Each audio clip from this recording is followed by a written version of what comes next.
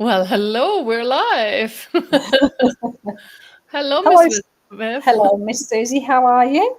I'm good. How are you? I'm great. Are you? I meant to ask you. Are you still in Costa Rica? I see the horse on the wall behind you. No, I'm at You're, home you're in New fine. Mexico again. So yeah, I was just down there, and yeah, it's fabulous down there for sure. And you were contributing to a conscious horse, conscious rider class. Yes. So I Which wonder what. Yeah, I wonder what. For those of you watching, I wonder if any of you are looking for a horse right now. Maybe a horse would like to come and contribute to your world as a pet. It's funny the word pet. Whenever I yeah. write pet, it just brings up a bit of a weird energy for me. Do you have that at all, Susie? No. Weird. I wonder what that is for you.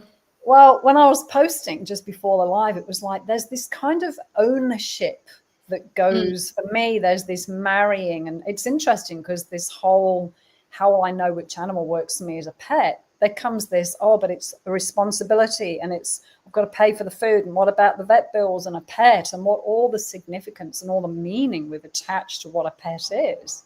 yeah. So, and all of those points of view, are they stopping you from actually receiving what an animal could be for you, regardless of whether it's a pet or an animal that's in the neighbor's yard, or something you get to enjoy on a holiday, or something that's across the paddock in somebody else's farm?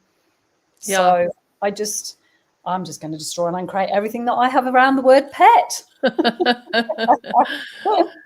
Well, it's kind of cool because we all have points of views about different things, and I think that is where we can never assume that the way we function is the way other people function, and so and that sometimes is difficult because, of course, we see the world through our eyes, and we think everyone sees the world through our eyes, or we assume they have a similar viewpoint about certain things, and then we find out, well, that's not at all how it goes. But in terms of like having animals, I do sort of recall that for me it's always been, I never even thought about owning a pet like either, the ownership that you were mentioning. For me, it's always been more like a privilege that an animal would actually want to be around me. And So that's because you're a little bit different, Susie Godley. yeah, so for me it's always been, I mean, it really didn't matter what animal I had. I was always looking at how can they live with me in the most, I don't even know how to say this, like the most amazing way for them, not for me. I remember having a pet mouse and literally building through the whole house these little tubes that the mouse would be able to run through and all that. And boy, was it a lot of work to clean. Um, and I had to keep it up all the time. You think, oh, you just build all these things. Well, they piss and poop as they run and walk, and it's not like you train them to go into a litter box or something like that. So cleaning that thing was always such a chore, and but still, I kept adding more things, and it would take me hours to clean it once a week. So it was very interesting. But to me, that was how it had to be done. Well, the mouse needed more space and more places to explore and all that. Because of course I read somewhere that mice run like several miles a night, and I'm like, well, where are all these miles going to come from, in my little cage? That is not possible. So what you're tapping into there is, we're doing a tele-series for 12 months at the moment called Adventures with the Animal Kingdom. And what you've just talked about right there is this adventure. It's like you get into the animal's world and it's like, how can I give you the best life possible? If I'm your carer, what can I contribute to your world? What would allow your world to be as expansive and as enjoyable as possible? And it's funny when you were just talking, because I'm like, yeah, all those points of view I had about owning a pet were all my mum's. So I grew up in, suburban England in the middle of a village, and it was like, we're not having a dog, we're not having a cat, we're not having any animals because it's more problems and trouble and rah, rah, rah. And then when I moved to Australia, it's like, would you like a horse? Would you like a farm? Would you like a herd of cows? It was like, talk about polar opposite. And it's all Right. based on points of view. And so for me, the joy that you're talking about there with your mouse, it is this, wow, what's it like for an animal? What kind of life can I set up and provide and enjoy as a partnership, as a friendship with this animal, whether it's a dog, a rabbit, a ferret, you know, maybe not a pet elephant, but you know what I mean? Rather than this, oh, it's a chore, or it's a, you know, you've got to clean it out. If you've got the dog, you've got to walk it, and you've got to clean up its poop. And, you know, there's just all of those points of view that come with owning a pet. And the thing for me, when I was putting a few posts up, it was like, well, what if you can still massively enjoy an animal in your life? And like I say, it could be the dog through the fence that you get to play with, or you take for a walk, or it could be the neighbour's cat that comes and visits and you feed it. You know how cats love to go around to places sometimes and have time with other families. And so I realized how many definitions I had. I'm like, wow, this is incredible. Yeah. And yet what's really true and real for me is what you're touching on with this adventure with the mouse. Right. The mouse's house. The mouse's house. Which I should maybe add too. I was at the time living with my now ex-husband in the tiniest of places. So this was not like having the privilege of like a big house where you could just in the basement put a mouse like, you know, runway. No, I was building these things through, this is in my adult married life as well. I mean, I don't know. Thankfully, my now ex-husband loved animals. I think but sometimes he even thought I was a bit cray-cray with what I was doing there. But regardless, you know, the energy that we're talking about today too is really truly also looking what animal can actually contribute to you and that you can receive from. And I think a lot of times people have some weird assumptions about certain things like, oh, I have to have a dog because that's what you have, or a cat, or, you know, those are the two, I would say, probably most popular pets in the world.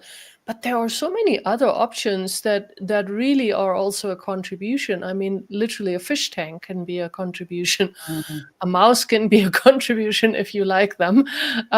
You know, a rat, you know, a lizard. I mean, people even have pet spiders. There are so many options. And I think sometimes people forget that there are more than just cat and dog to choose from. Mm-hmm. So, you know, and it's, to me, it's all about the energy, and every animal can contribute so much to you if you let them, and if you are willing to really just receive it and allow yourself to receive it. So that, I think sometimes too, we kind of overlook, like, and we come to the conclusion, oh, I travel too much and I can't have a pet. Well, I'm the living proof that you still can have pets and travel. 2 horses, how many dogs, you know? 2 dogs. Yeah. And Yeah. even that, Susie, it's like when these, I mean, a lot of these animals found you as well. It wasn't like you were out deliberately looking for, I want to get a pet, you know, these animals. And this is the other thing, when you're in that wonderment and the adventure, wow, I wonder what animal would like to contribute to my life. I wonder if there is a pet out there that would like to be part of my family. It's amazing what shows up. You know, it could be, I mean, I've had frogs come and I still have frogs come and hang out at my front door. You know, it's like I've got these lace monitor lizards that hang out in the garden. And it doesn't just necessarily have to, like you say, have to be a domestic animal per se. It could be receiving from the animal kingdom in a different way. And I just make sure these animals have got fresh water. You know, they know, because I live in a very hot, dry climate, I always make sure there's water for them. And so that enjoyment, and I think another thing you touched on was, what is it that enthuses you? You know, if you're really into spiders, okay, well, if that's your thing, if you're into mice, you know, whatever it is, it might be snakes. Some people love snakes, you know, as pets. So, Yep. And what you touched on too is, how can you make it the most enjoyable, expansive, stimulating existence and living for your animal too? It's not just, my snake's in a cage like this and it comes out for petting once a day, you know. It's like, well, how would this snake really like to live? What's a contribution to his body? And how does this also fit into our family? You know, if you've got someone that's terrified of snakes, maybe having a pet snake might not be the best choice, and it could facilitate them. Who knows? True. Juliana's just put, my 9-year-old cousin just got a snake for his birthday and he's so happy with it. There you go. Yeah. Yeah. And that enthusiasm, like you were saying, Susie, like some people have absolute, I know when I was 7 and here I am growing up in the middle of England, I had this absolute fascination with kangaroos.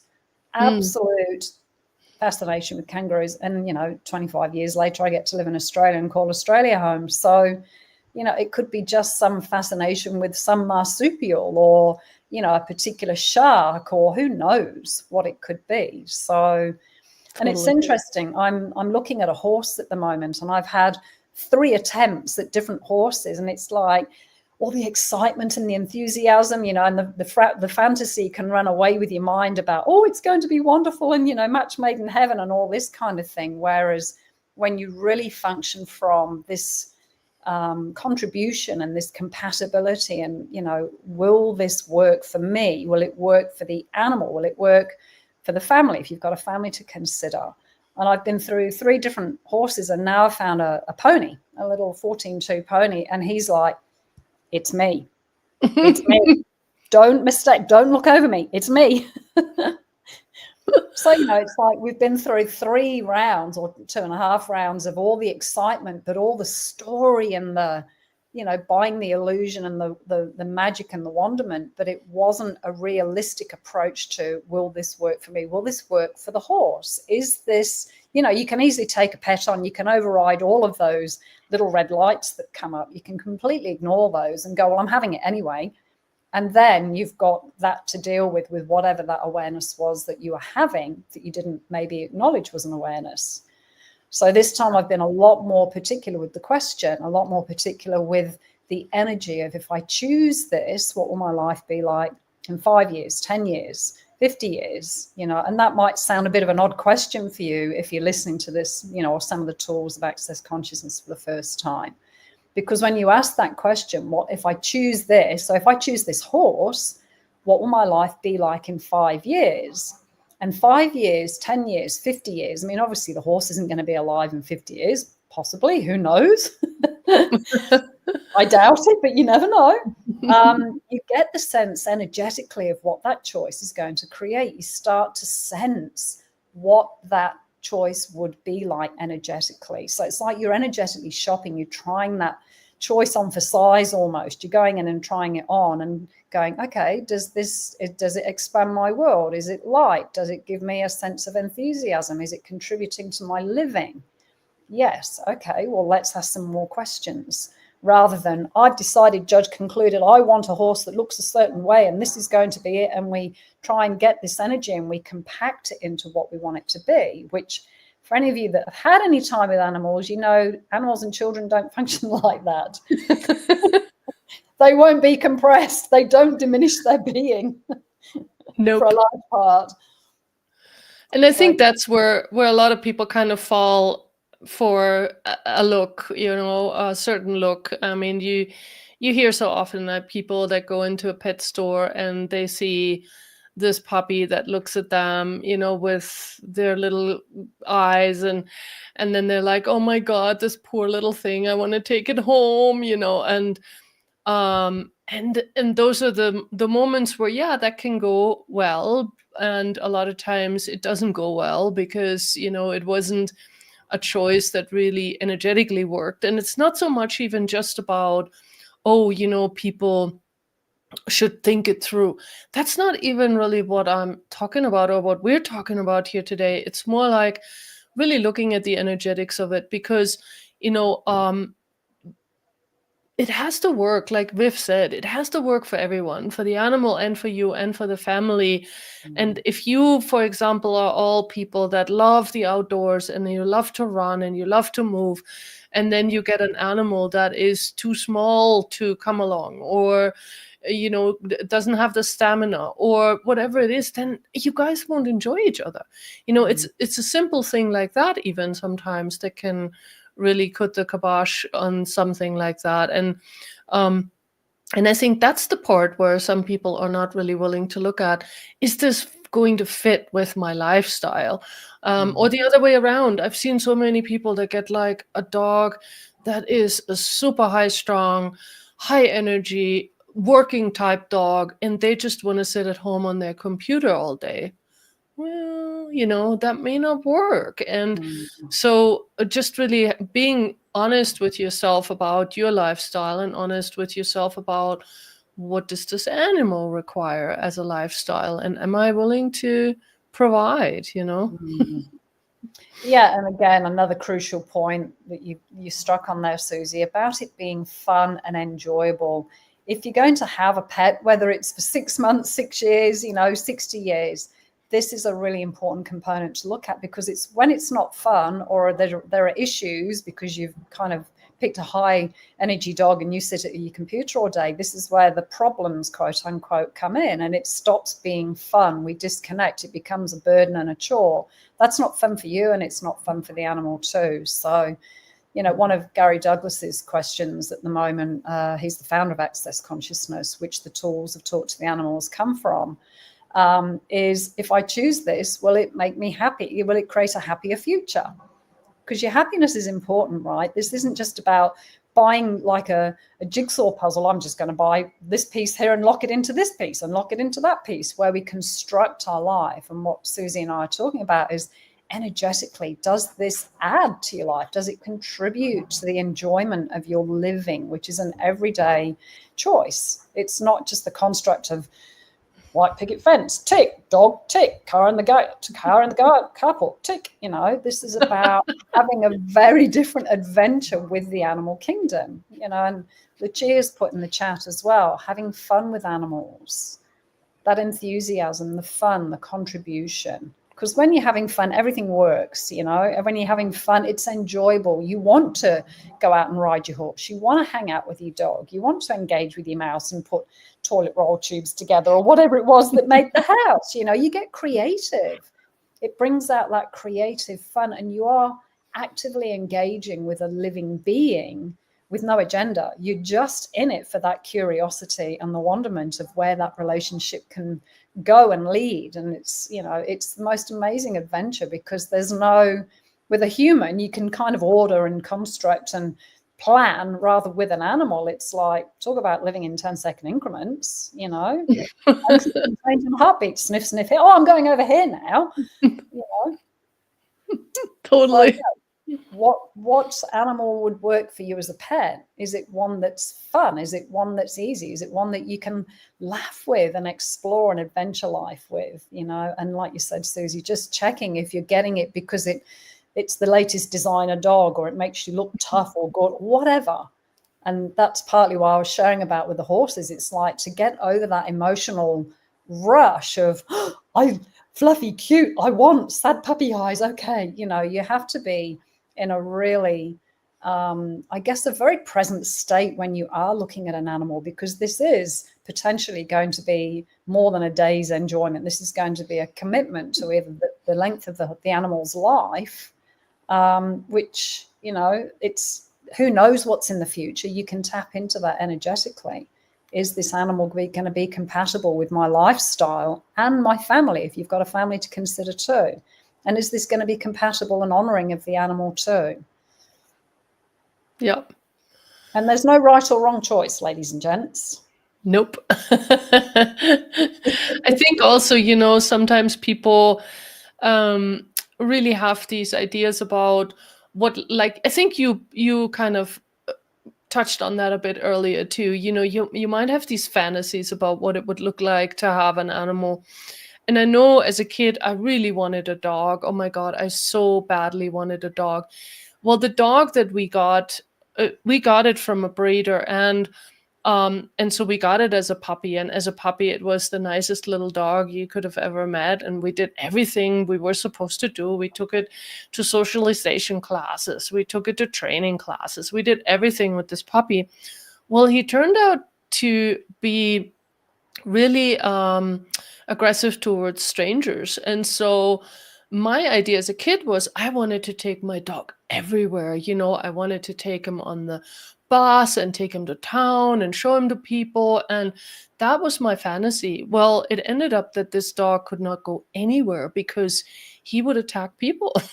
So, so he had to be a stay-at-home dog, and we had to be very careful when people were coming to visit. We had to lock him away, and there was probably something not quite right with his brain. We never really figured out what was going on.